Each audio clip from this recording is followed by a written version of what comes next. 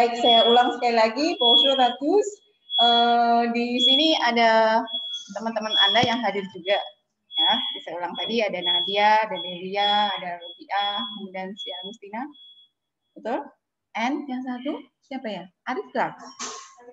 Oke, sama Rangga di pojok sana. Oke, ya. Kemudian tadi sebelum kelas dimulai, saya tanyakan ke teman-teman yang ada di sini, apakah sudah membaca lebih dulu atau memperhatikan lebih dulu video explanation yang saya berikan, dan Delia menjawab sedikit gitu. So actually, siapa yang nggak ikut demo kan, Leonita? Ya, semoga Leonita nggak ikut demo ya. Ikut orang demo. Baik, jadi harapan saya sebetulnya kalau video explanation sudah saya berikan, jadi teman-teman melihat dulu. Jadi nanti di kelas, ini jangan feedback lo ya di dalam kelas lo, videonya siapa? Dikecilin ininya. Apa namanya? Suara saya cukup keras kan sampai Rangga? Cukup ya? Oke, good. Jadi yang di kelas kalau misalnya sebetulnya Anda tidak usah nanti kita pakai PPT. Jadi tidak usah membuka pun sebetulnya nggak apa-apa. Ngirit kuota Anda. Tapi kalau mau pakai WPS ya nggak apa-apa sih. Ya, sebetulnya itu maksud saya. Tapi kalau misalnya belum, berarti nanti di kelas saya akan membahas mulai dari awal dulu. Oke, sebelum saya lanjut ke yang leçon 8 sur ça coûte combien? Est-ce que vous avez encore des questions yang mengenai kemarin? Manger et boire, ada catatan tidak? Pertanyaan. Kemarin kalau saya tidak salah, saya minta untuk mengerjakan sesuatu ya? Enggak. Enggak. Yang latihan yang est-ce que itu, qu'est-ce que vous préférez? Di itu. Ya nggak, Rangga? Yang ada di PPT saya. Jadi kan saya mempunyai 4 kalimat, 4 pertanyaan. Kalau saya nggak salah, qu'est-ce que vous aimez pour le petit déjeuner, et dîner itu. Jadi itu sebenarnya untuk review untuk materi kemarin. Tapi di kelas kita banyak yang miss, jadi saya bingung. Ini mungkin kemarin instruction saya nggak jelas mungkin ya, tapi it's okay. Tapi intinya ada pertanyaan kah? No? Belum. Oke, kalau belum, kalau gitu saya lanjut aja. Di buku kita page 88 tentang sakut combien.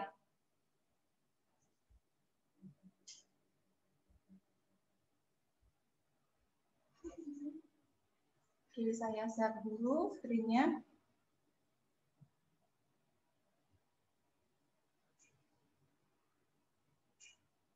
Screen-nya kecil ya. Oke, ini aja saya bikin kalau. Baik, kita akan bicara mengenai sakut combien atau harganya berapa. Jadi kalau di leçon 7 kemarin kita bicara mengenai apa yang kita makan pada saat kita makan pagi atau sarapan, makan siang, makan malam, kemudian kamu suka apa, kamu suka makan apa, kamu minum apa, maka sekarang yang kita suka, yang kita makan itu mau kita beli, intinya begitu. Nah, sakut combien artinya how much is it? Gitu. Kalau ada how much is it, berarti nanti bahasan yang katakanlah yang baru adalah angka. Kalau semester lalu kita bicara angka baru sampai 31, maka untuk yang ini nanti kita bicara angka sampai tak terhingga katakanlah. Ya. Nah, yang akan jadi poin yang kita pelajari di sakut combien atau di leçon 8 ini ada di buku kita di halaman 91 sur guide de communication. Alors, on a 3 sujets à discuter. Ada 3 poin yang we will discuss in this lesson. Itu demander un article dans un commerce, bertanya mengenai benda di sebuah toko, bendanya nanti tetap berhubungan dengan makan dan minum, makanan dan minuman. Kemudian menyatakan atau bertanya harga dan menyatakan atau bertanya bagaimana membayar. Kita lihat satu persatu di sini. Kemarin saya minta sebelum ke bahasan ini, saya minta untuk mendengarkan dialog ini. Gitu ya. Saya tidak perlu memperdengarkan biar lebih cepat saja. Silakan perhatikan yang saya berikan garis-garis bawah yang ada di sini. Jadi di kalimat yang pertama ada bonjour madame, itu adalah kata sapaan.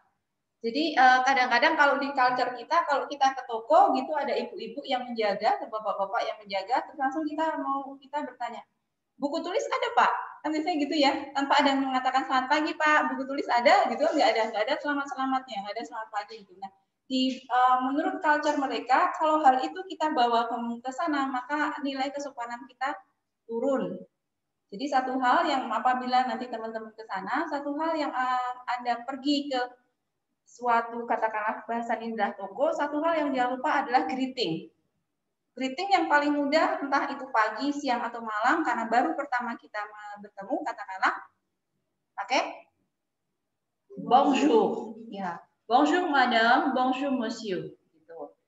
Kemudian jawabannya bonjour. Vous avez du raisin, s'il vous plaît?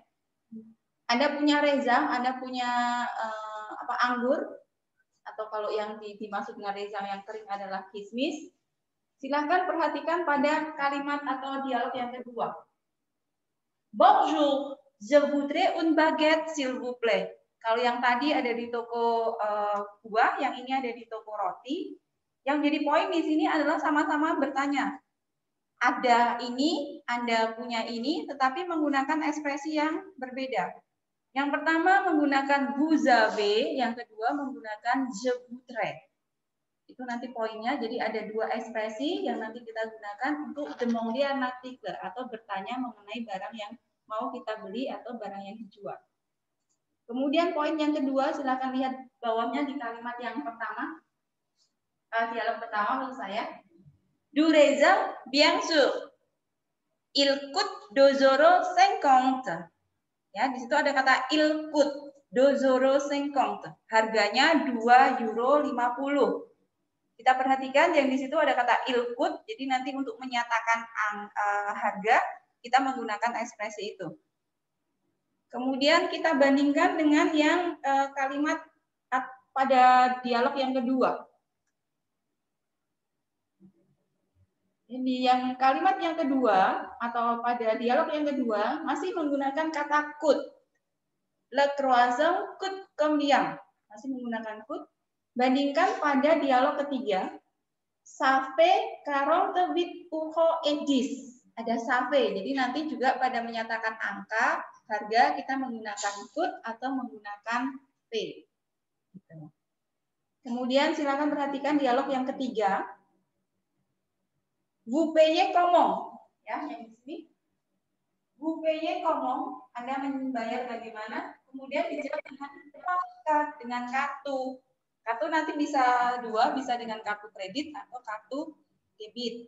Biasanya kalau kartu kredit ditambahkan carte de kredit, tulisannya kredit biasa.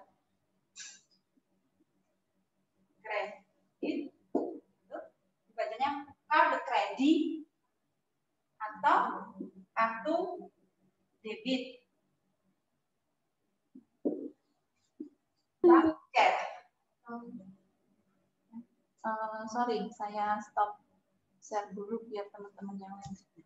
Ini ya, jadi bagi teman-teman yang mengikuti Zoom tadi yang saya katakan kalau menggunakan kartu biasanya bisa kartu kredit atau kartu bank cash, itu berarti kartu debit. Card di sini belakangnya. Isinya tetap card. Ya. Card de kredit berarti kartu kredit. Card de bank cash berarti kartu bank cash, kartu bank atau kartu debit. Gitu. Nah, poin-poin itulah yang nanti akan kita lihat di bahasan kita di lesson 8 ini. Oke, nah sekarang sebelum ke situ, boleh dilihat di buku kita halaman 90.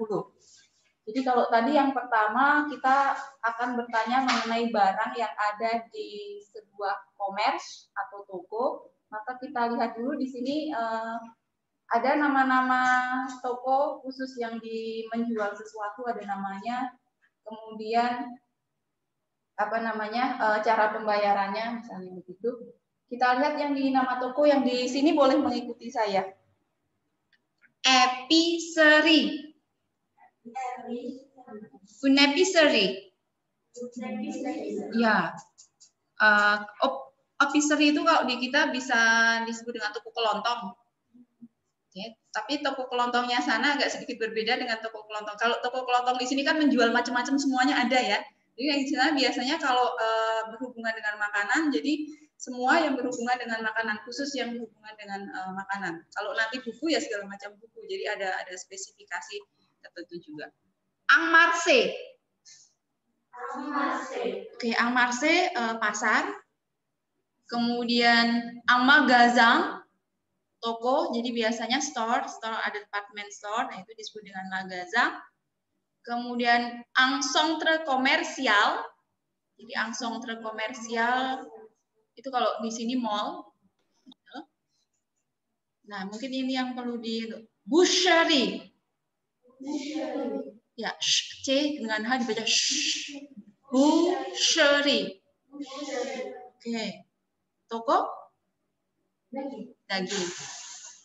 Kemudian poissonnerie. Toko ikan. Okay. Fromagerie. Toko keju ya, fromagerie.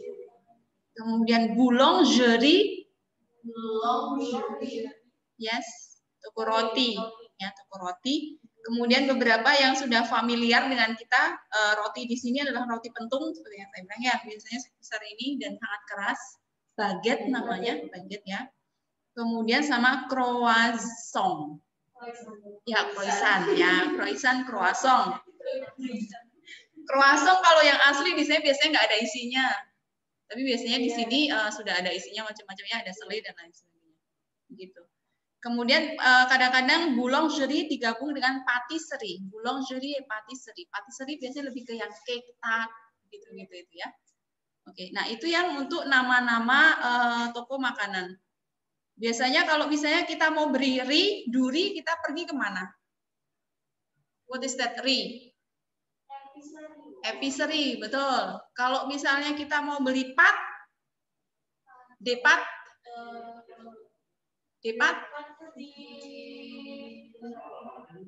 di mall ada, bener sih. Ya, tapi sebelum nggak usah masuk ke Hartono misalnya, kira-kira depat, sekua depat, apa depat? Pasta, ya. Di Marseille, selain di Marseille, kalau mau ke toko, ini patisserie, epicerie. Ya, di epicerie. Ya, misalnya begitu. Kemudian berikutnya untuk mata uang. Jadi di situ tadi sudah saya sebutkan ya di atas artisan atau aktivitas jual beli. Ada acheter membeli. Bang repeat please, acheter. Coûter. Nah, coûter berharga. Payer. Membayar. Commerçant. Oke. Commerçant itu Rangga. Kalau saya commerçant. Apa? Jadi bedanya hanya maskula femina. Artinya pedagang. Oke. Kemudian des espèces, biasa espèces. Espèces itu uang cash. Uang cash. Carte bancaire tadi sudah ya. Kemudian cek, jangan cek. Kemudian mata uang sana disebut euro. Udah euro gitu. R-nya ke sini. Euro. Ya, euro. Ya. Kemudian, wait. Saya tambahkan. Nah, kemudian yang di sini saya ingin menunjukkan yang di sini aja secara culture. Anda perhatikan yang di tulisan di tengah ini halaman 88 aktivitas 2. Ada kalimat le mercredi et le samedi matin, place de la mairie, c'est le marché des commerçants de la région pour vous. Jadi kalau di kita kan pasar tradisional, saya kurang tahu kalau yang ada di Klaten mungkin hampir sama dengan saya orang Turi. Jadi pasar di sana itu kan hanya tidak setiap hari. Beda mungkin untuk yang tinggal di sini, kalau Demangan, Kolombo itu kan setiap hari ya. Dan pasarnya di situ dan dalam tanda petik pasar kita seperti itu. Nah, sedangkan kalau di kota-kota besar di Prancis, pasar biasanya pada hari-hari tertentu dan ada di kayak kalau di sini katakanlah alun-alun kota. Gitu. Jadi lebih bersih, lebih tertata. Kalau di kita Sunmore lah gitu. Jadi pasarnya kayak Sunmore itu kalau di sana. Gitu. Walaupun di beberapa kota yang lebih kecil ada khusus pasar tradisional yang hampir sama seperti yang punya kita, tetapi tentu saja lebih bersih. Gitu. Kemudian, nah kalau di istilah saya Sunmore tadi, maka biasanya yang datang adalah para pedagang asli yang biasanya lebih bon marché.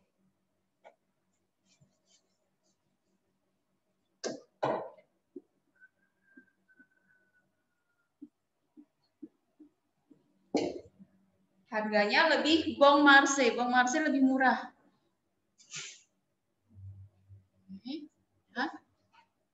Kemudian share mahal, bon marché atau share. Bon marché ini bisa kita sebutkan dengan semipa share. Murah itu kan tidak mahal ya. Nah, ini maksudnya bon marché itu murah, kemudian share itu mahal, semipa share tidak mahal. Kemudian di sana ada bulan-bulan tertentu menyediakan sale, soldes ya, sebenarnya soldes, sebenarnya sold. Kemudian di sana biasanya kalau mau mencari sesuatu yang gratuit. Kira-kira apa gratuit? Diskon. Gratis ya. Diskon ada di sold. Jadi begitu. Oke. Kemudian apakah bisa kenyang di sana? Kenyang tuh sih menawar? Boleh, bisa. Nego bisa. Biasanya yang di pasar-pasar seperti itu bisa juga tetap kita. Iya, kalau di saya masih Kliwon sama Pahing. Nah, makanya tadi kalau di Klaten mungkin hampir sama kayak yang di sini ya, tapi mungkin yang tinggal di kota biasanya sudah pasarnya sudah tiap hari. Oke, nah sekarang ini yang tadi saya sebutkan. Yang baru kalau boleh saya katakan yang harus kita lebih konsen di bahasan Sakut Kombiang adalah pengucapan angka-angka ini karena berhubungan dengan harga. Terutama apabila harga nanti kita bawa ke culture kita Indonesia. Misalnya kalau 1 kilo telur itu harganya, ada yang tahu nggak telur sekarang berapa? 19.000. Oke, 19.000 gitu ya. 19.000. Ini loh ada ininya loh, nggak enaknya di Indonesia. Kan? Kalau di Prancis kan mereka hanya menggunakan 2 digit karena mereka nilai tidak menggunakan ribuan seperti kita. Yang nanti yang akan kita lihat sampai ke sini kadang-kadang gitu. Nah, yuk kita lihat satu per satu di bahasan untuk angka. Saya baca pertama dulu dari 0 sampai 39.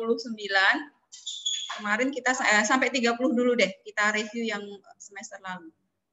0, 1, 2, 3, 4, 5, 6, 7, 8, 9, 10, 11, 12, 13, 14, 15, 16, 17, 18, 19, 20. 21 sampai 29 ditambahkan 20, 9, 22. Hanya yang berbeda nanti pada angka di 1. 31, 21, 41, 51, 61. Itu ada E-nya, ada dan-nya. Dibacanya digabung. Kalau 20 tadi Bang, maka 21 digabungkan Bang Teyang. Kemudian 22 sampai 29 ditambahkan saja. Bang Do, Bang Trois, Bang Quatre, Bang Cinq, Bang Sept, sampai dengan Bang Neuf. Berubah di angka 30 menjadi trente. 31 trente-et-un. Ya. Kemudian di 32 ditambahkan 32, 33, 34, 35 sampai 39. 40 quarante. 40. Yes, 41 ditambahkan gabung karong teang. 42 sampai 49 ditambahkan saja. Karong de, karong trois, karong neuf. 50, 50. 51? Good, betul. 50 teang. Ya, 50 teang. 55? Yes, 59. 59? 59, ya. Berarti 59 59 berubah nanti di angka 60. Dibaca soixante. 61? Yes, soixante teang. Betul. Kemudian 62? Soixante. 69? Yes. Nah, ini yang unik sekarang mulai di 70 ke atas. Coba perhatikan, angka di 70 itu 60 soixante. Kemudian di belakangnya ada 10. 10 itu 10. Jadi 70 dalam bahasa Prancis adalah 60 ditambah 10.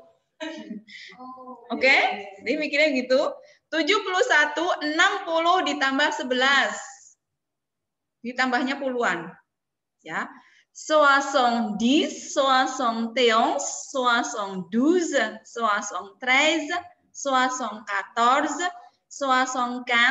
76, 76, 77, 78, 79. Oke. 80. Kita diajak berhitung lagi. Kalau orang Prancis tuh kayak pinter berhitung kali ya. 80 coba perhatikan 80 tulisannya 4 itu 4. 4. Zang itu 20. Yes. Oke ya. Jadi 80 adalah 4 dalam tanda petik kali 20. 4 bang gitu. 81 tadi 80 dan 1. 4 bang ang, 4 bang do, 4 bang 3 sampai dengan 89 berarti 4, 20 dan 9. 4 bang 9. Kemudian 90, 80 ditambah 10. 4 bang 10, 4 bang 11, 4 bang 12 sampai dengan 99 adalah 80 dan 19. Jadi 4, 20, 10, 9 bacanya. Oke. Nah, sekarang yang di pojok kanan bawah itu ada angka-angka yang besar dimulai dari 100. Hati-hati kalau 5 dibaca sang atau seng gitu boleh, seng boleh atau sang boleh. Yang 100 dibaca dengan song. Oke ya. 500 sengsong, iya, sengsong. Sengsong. Ya. Kemudian untuk 101 sampai berikutnya tinggal ditambahkan dengan angka yang di atas ya. Song ang, song do, song hua, song kat, etc. dan lain-lain. Kalau 200 maka tinggal ditambahkan 2 dan 100. 300, 3 dan 100. Terwasong. Bedanya dalam penulisan. Silakan perhatikan di dalam 200 di situ songnya ada S-nya. Betul. Karena sudah jamak. Tapi kalau nanti sudah diikuti dengan angka nominal yang lain, maka songnya tidak ada S-nya. Perhatikan yang 202. Do, song, do. S-nya sudah tidak ada lagi di angka 100. Karena sudah ada angka yang lebih kecil. Demikian juga pada 300, trois song ada S-nya. Tapi 305, maka songnya tidak ada S. Trois song, sang. Kemudian berikutnya sampai 1000 dibaca dengan mil. Mil. Jadi 19.000 tadi dibaca dengan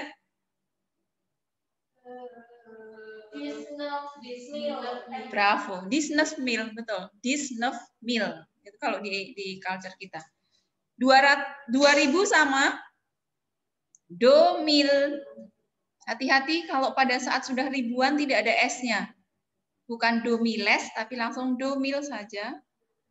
Kemudian 10.000 di mil, 100.000 song mil, 2.000 berarti do mil, 200.000 berarti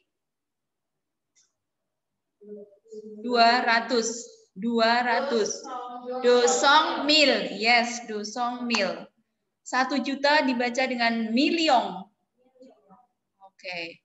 2 juta sama 2 million dengan S. Jadi hati-hati ya, ada beberapa dalam tanda petik kalau menurut saya ketidakkonsistensian untuk penyebutan jamak ya.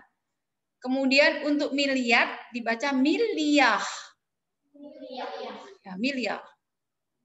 Oke, 2 miliar, 2 miliar. Oke, nah ini yang saya berikan sampai ke angka besar begini karena mungkin nanti akan kita bawa ke culture kita untuk harga.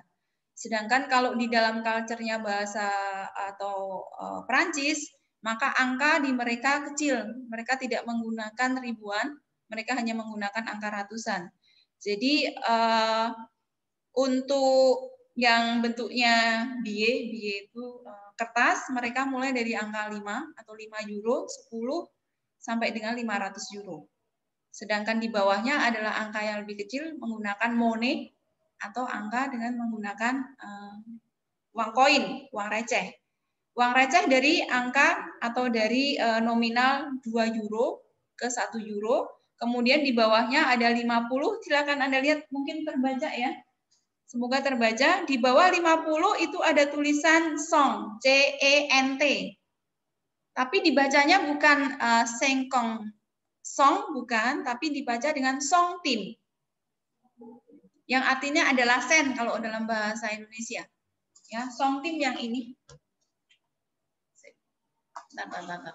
Teman-teman yang di sana tidak bisa.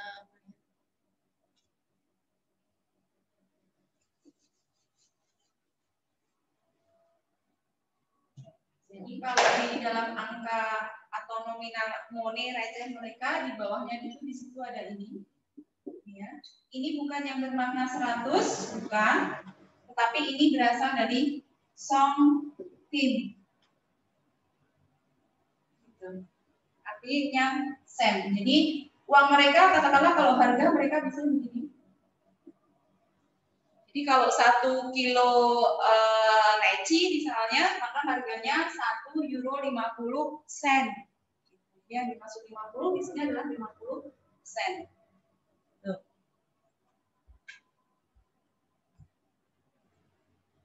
Oke. Nah, pembacaan centime boleh dibaca, boleh tidak. Ya. Jadi kalau misalnya mau ditulis misalnya seperti ini, maka tulisannya adalah 1 euro.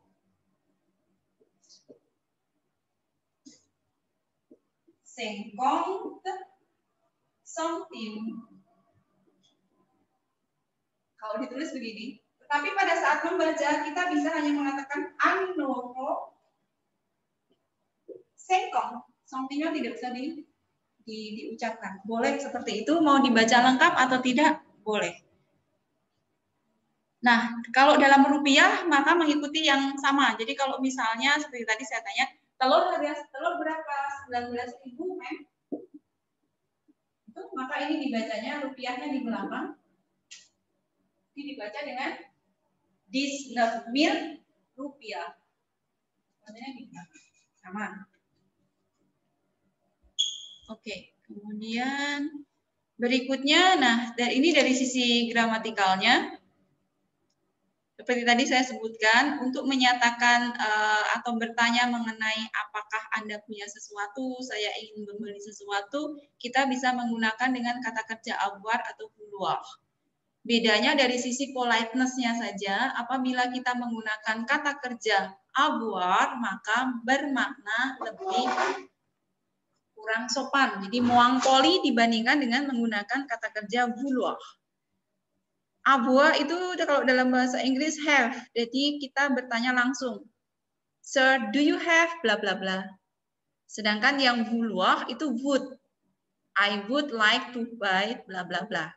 Gitu ya. Kalau dilihat dari sisi maknanya jelas ya. Jadi kalau avoir maknanya lebih moins poli daripada vouloir. Konjugasinya kita ulang cepat untuk konjugasi avoir. Je, toi, il a, elle a, nous avons, vous avez, ils ont, elles ont. Nah, untuk yang vouloir dikonjugasikan secara kondisional, maka kalimatnya menjadi, Bung repeat after me yang ada di kelas ya. Je voudrais. Tu voudrais. Il voudrait. Elle voudrait. Nous voudrions. Vous voudriez. Il voudrait. Elle voudrait. Nggak ada K, Delia. Bukan voudrait. Voudrait. Nggak ada K-nya di belakang ya. Bukan elle voudrait, kemudian je voudrais, bukan, nggak ada K-nya. Je voudrais. Elle voudrait. Oke, jadi je, tu, il, jamak atau tunggal, pembacaannya sama, voudrait. Yang beda pada nous voudrions, vous voudriez. Oke. Jadi kalau untuk bahasan ini sebetulnya yang nanti akan lebih banyak kita gunakan adalah untuk menyatakan je atau menyatakan vous. Jadi untuk diri sendiri misalnya kita akan mengatakan saya mau beli ini, maka lebih banyak ke I would like. Kalau misalnya nanti kita bertanya ke orang lain, misalnya, maka menggunakannya yang pakai vous, bukan tu, karena kita dalam tanda petik konteks yang formal. Kita perhatikan contoh saya yang di bawah. Tu as du fromage. Maka kalau kita ganti dengan bentuk formal menjadi je voudrais du fromage. Vous avez une baguette? Diganti ke bentuk formal, je voudrais une baguette. Gitu. Contoh 1, tu as du fromage menjadi je voudrais du fromage menggunakan artikel du. Oke. Contoh kedua, vous avez une baguette, je voudrais une baguette menggunakan artikelnya une. Yang jadi perbedaan begini. Pada kalimat une di situ maknanya bukan sebuah atau sesuatu. Tetapi maknanya adalah satu. Saya mau beli satu baguette saja, satu batang, satu buah, satu lonjor gitu. Tahu nggak lonjor? Tahu ya? Ya, yang Jawa tahu sih yang lonjor. Oke, satu batang gitu ya, satu batang roti baguette. Maka nanti pada saat kalimat itu akan diganti dengan dua, maka un-nya tinggal diganti dengan de. Baguette-nya ditambahkan dengan s. Gitu. Itu bedanya dengan yang di atas. Makna perbedaannya begini, kalau saya bertanya ke penjualnya, Monsieur, je voudrais du fromage. Saya mau fromage, saya mau beli keju.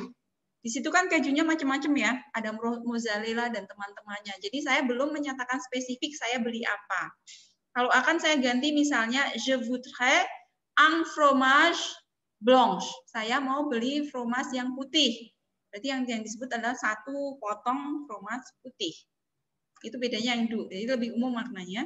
Sedangkan pada kalimat je voudrais une baguette, maka yang sudah dimaksudkan di situ barangnya lebih spesifik.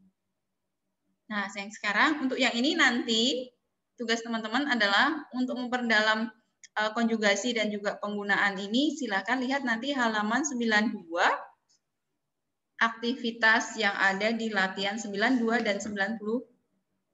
Nanti silakan dikerjakan. Nanti kita review dari situ.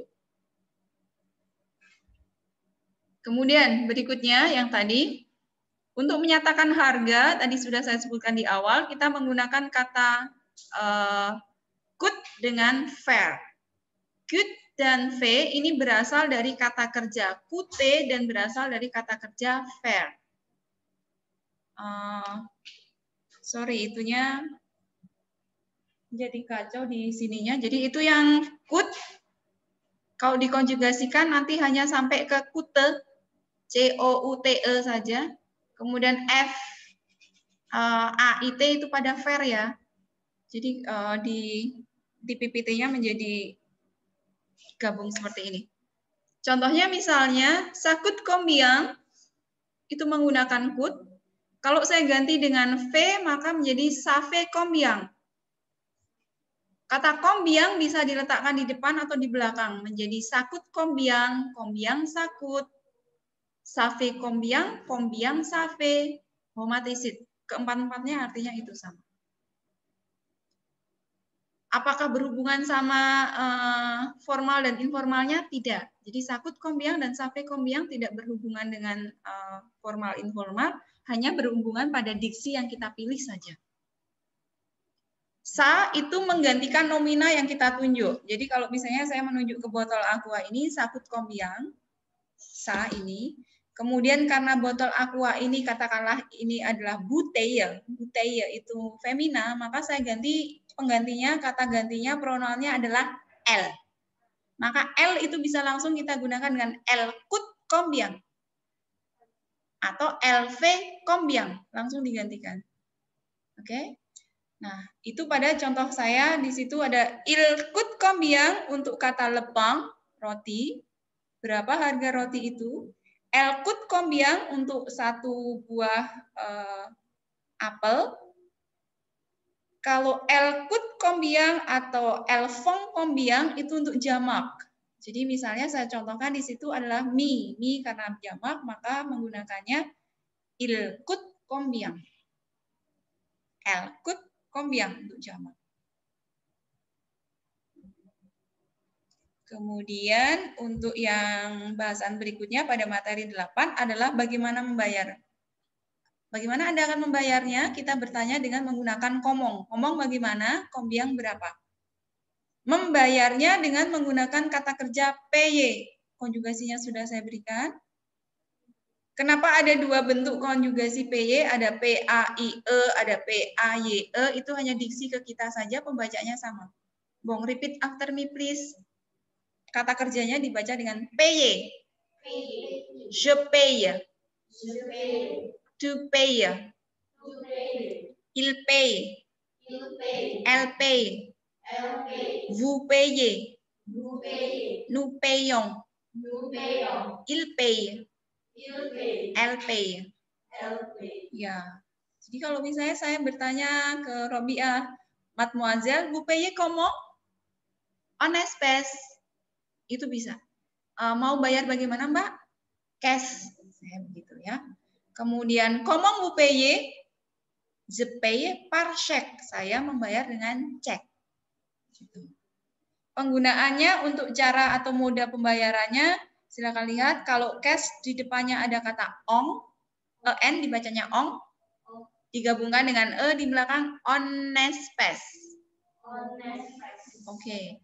Kemudian untuk kartu, baik kartu kredit ataupun kartu debit dibaca dengan par.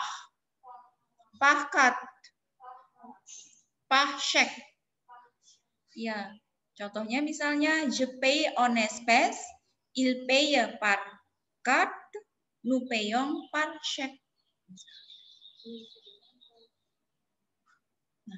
Kemudian untuk latihan yang ada di sini, pembentukan kalimat bagaimana membayar, kemudian je paye, kemudian moda pembayarannya. Nanti silakan kerjakan halaman 94, aktivitas 67 dan 95, 9, 10. Ya, bahasan gramatikalnya di materi ini itu saja.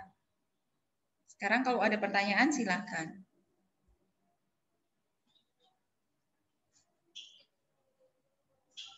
Oke.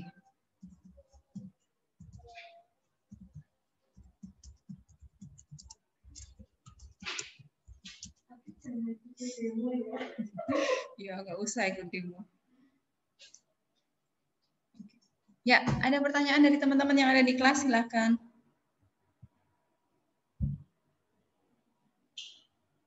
Atau dari yang teman-teman yang ada di rumah atau yang via Zoom juga silakan. Kalau mau ada pertanyaan silakan.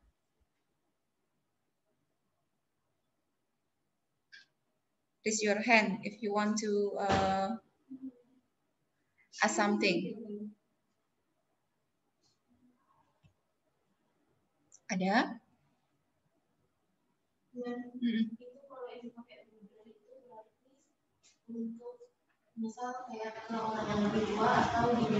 Enggak sih sebetulnya. Jadi perbedaan dari penggunaan avoir dan juga je voudrais itu sebetulnya lebih ke kita saja. Gitu. Jadi kita milih ke dalam tanda petik milih bentuk yang sopan atau yang muang sopan. Yang kurang sopan atau yang sopan? Kalau misalnya kecuali begini, tadi kan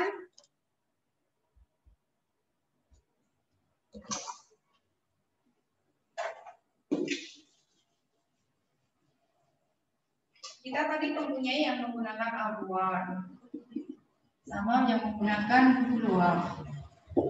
Sama-sama misalnya kita ke pasar, ada ibu-ibu yang menjual, katakanlah menjual tomat misalnya. Kemudian kita menggunakan yang ini, boleh tidak? Boleh. Untuk lebih sopannya di belakangnya ditambahkan dengan s'il vous plaît. Please-nya ada di situ. Jadi misalnya di sini kita bertanya dengan vous avez des tomates, madame, s'il vous plaît. Misalnya begitu. Vous avez des tomates, s'il vous plaît. Tapi kalau ini yang menggunakan buah itu langsung je voudrais 1 kilo misalnya, 1 kilo tomat, begitu sudah. Je voudrais 1 kilo tomat, madam, itu sudah. Kalau mau lebih sopan lagi di belakangnya ditambahkan dengan s'il vous plaît. Asalkan kalau saran saya sih, asalkan jangan menggunakan ini aja. Madame, tu as du fromage? Kan kita belum kenal sama orang itu, gitu. Nah, untuk tu itu hanya kita gunakan apabila kita mengenal orang tersebut atau yang anak kecil. Kalau anak kecil boleh kita menggunakan dengan tu, kemudian biar dalam tanda petik tetap ada nuansa sopannya, kita menggunakan kata s'il te plaît. Ini artinya please juga, tetapi untuk kamu, lucu. Misalnya tadi kita ke Samornya sana, kemudian yang jual anak-anak kecil, kita mau misalnya mau beli sukre bonbon permen misalnya, permen itu bonbon itu permen. Misalnya, tu as de bonbon, s'il te plaît? Iya, madam. Ya, misalnya boleh seperti itu. Oke, itu dia lihat. Berarti kayak ibarat orang Jawa tuh pakai bahasa Kongo sama bahasa Kamana. Oh, benar. Oh iya. Karena kalau bahasa Inggris kan semuanya you ya. Baik dengan presiden sampai dengan anak kecil menggunakan you. Nah, kebetulan yang di bahasa Prancis memang di sana ada bentuk polite dan impolite, sama seperti kita. Jadi ada Anda, ada kamu. Okay. Yang lain? Yes. Rangga, do you have any question? Yes. Dari yang naik motor itu masih boleh dipakai nggak sih? Jadi begini, kalau dilihat masih boleh nggak dipakai, kalau menurut saya sih sebetulnya boleh ya, gitu. Hanya saja kan begini, culture-nya Prancis itu mereka tidak mengenal yang namanya atau privasi seseorang, itu mereka tidak mau menyentuh ke situ. Sedangkan mademoiselle itu hanya digunakan untuk orang yang belum menikah. Dan mereka untuk katakanlah kamu sudah menikah, kalau di sini kan kok belum menikah sih, kok belum punya anak sih, gitu. Itu kan pernyataan biasa. Umur berapa? Nah, itu adalah salah satu pertanyaan tabu di sana. Gitu. Jadi kalau sekarang cenderung mereka untuk menghindari yang seperti itu, untuk misalnya Delia ke sana, bisa jadi Delia akan disebut dengan madam, bukan mademoiselle. Gitu. Itu untuk menghindari bahwa saya salah. Oh, ini sudah menikah kok saya panggil mademoiselle. Dan saya begitu. Kalau yang memang biasanya kita tahu belum menikah, boleh dipanggil mademoiselle. Jadi misalnya saya tahu satu keluarga Dupont. Keluarga Dupont itu dia punya anak yang memang belum menikah, maka saya bisa memanggil mademoiselle Dupont. Dupont itu nama keluarga, jadi kalau di kita mungkin katakanlah Nainggolan, misalnya gitu ya. Dan Marga, kalau di kita Marga. Jadi kalau kita menggunakan madam, monsieur, mademoiselle, itu harus di belakangnya diikuti oleh nama keluarganya. Tidak boleh mademoiselle Delia, mademoiselle Rara, mademoiselle Sri Agustina, enggak. Ini panggilnya belakang. Gitu. Nah, kalau yakin itu baru boleh. Tapi kecenderungan sekarang mereka jarang menggunakan mademoiselle. Biasanya akan lalu menggunakan madam. Walaupun kalau menurut saya boleh ya boleh, kan ada itu gitu ya. Jadi kalau lebih amannya sih mending ke madam saja. Di bonjour madam, walaupun saya mungkin masih muda, mbak, nona, miss gitu ya biasanya. Bonjour madam. Oke, yang lain? Yes. Yang lain? No? Oke. Minggu depan kita tidak ada Zoom. Jadi minggu depan saya akan memberikan materi untuk yang minggu depan. Mungkin saya upload di hari Senin pagi maksimal, karena untuk teman kita yang S1. Di dalamnya adalah praktek penggunaan ini. Jadi nanti saya berikan yang gramatikal seperti ini, di prakteknya seperti apa. Kemudian nanti tugas kalian adalah menirukan saja. Jadi nanti saya perbaiki dari sisi pengucapannya. Menirukan dari ekspresi, beberapa ekspresi yang katakanlah nanti sudah saya bawa ada ketuku roti.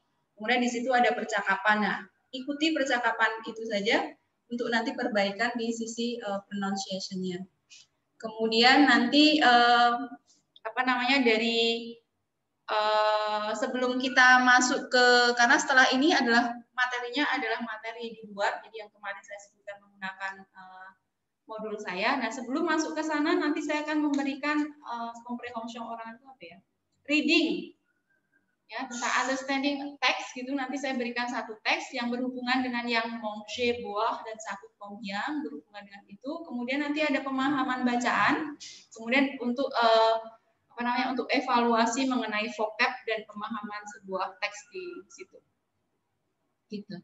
Jadi untuk katakanlah saya revisi kontrak perkuliahan kita. Jadi kalau dulu kan kita sepakat tiap kali meeting ada Zoom kan ya. Jadi saya mencoba untuk berempati saja. Sampai sekarang belum dapatkan kuotanya ya. Makanya saya mencoba untuk ke sana. Jadi saya kurangi yang betul-betul materi baru saja seperti yang tadi. Maka harapan saya kalau materi baru sudah dibaca dulu, sudah didengarkan dulu, sehingga nanti di kelas tidak sampai ini sudah hampir 45 menit, 50 menit. Jadi agar kita sedikit kita batasi. Bon, je crois que c'est tout pour aujourd'hui. Si vous n'avez pas de questions, si vous avez encore des questions, vous pouvez me texter. Me texter itu bisa text me. Kemudian, sinon, vous pouvez poser votre question sur Google Classroom. Et on va terminer pour ce soir. Et après ça, on va continuer sur pengantar PKL. Tapi on va s'arrêter dulu, kita berhenti dulu sebentar. Saya nunggu untuk yang recordingnya. Kita istirahat beberapa. Oke, merci beaucoup et à la semaine prochaine. Au revoir.